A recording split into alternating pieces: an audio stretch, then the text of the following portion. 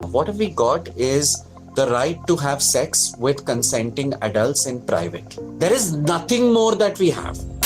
तो solicitor general of India ने Delhi high court को अभी रिसेंटली बोला कि same sex marriages Indian culture और वैल्यूज के अगेंस्ट हैं। He said that as per law marriage is only between a man and a woman. ये थोड़ा कंफ्यूजिंग आर्ग्यूमेंट नहीं है? आई मीन 2018 में हमने इतना प्रोग्रेसिव डिसीजन लिया by decriminalising homosexuality. It was a historic decision by the supreme court, right? But cut to 2 years later this happened. I mean we are back to square one. फिर से वही discussion हो रहा है कि same sex marriages और transgender marriages Indian culture का part है या नहीं। And the funny thing is that हमारी इंडियन सोसाइटी में शादी करना is suppose to be the ultimate goal of every person. अगर शादी ना करो तो ज्यादा प्रॉब्लम होती है। So according to the argument by the solicitor general of India, same sex couples या ट्रांसजेंडर कपल्स प्राइवेट में सेक्स कर सकते हैं because it's not a crime anymore, मगर लीगल सैंक्शन नहीं मिलेगा शादी का। ये क्या बात हुई? The reason why marriage rights are important, we need to look at it in the context. It's not humne ghar choda hai.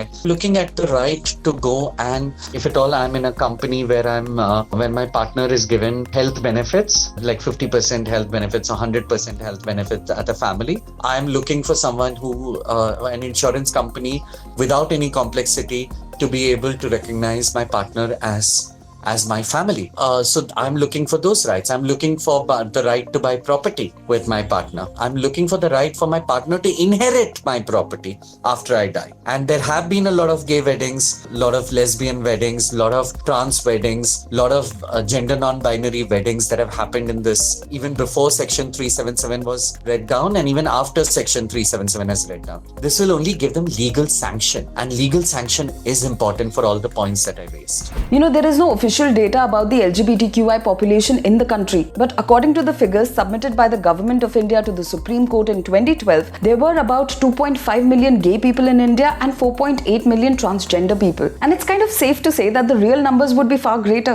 And when you throw discrimination into the mix, the situation becomes all the more grave. हम constantly reports देखते हैं कि कैसे LGBTQI community के against discrimination होता है at almost every level. और इसीलिए हमें एक एंटी डिस्क्रिमिनेशन लॉ लाना पड़ेगा जो सिर्फ LGBTQI कम्युनिटी को ही प्रोटेक्शन नहीं देगा, बट सभी माइनॉरिटीज को और सभी लोगों को प्रोटेक्शन देगा against discrimination. If you ask me, I think we should have gone down the anti-discriminatory route, because that would include everyone, including heterosexual people, including homosexual people, including the LGBTQI community. Because if you have an overarching anti-discriminatory law, I think people are protected. It doesn't mean that they'll get the protection, but at least if you have a law of that kind, you have access to that law. I'm just saying access to a law helps.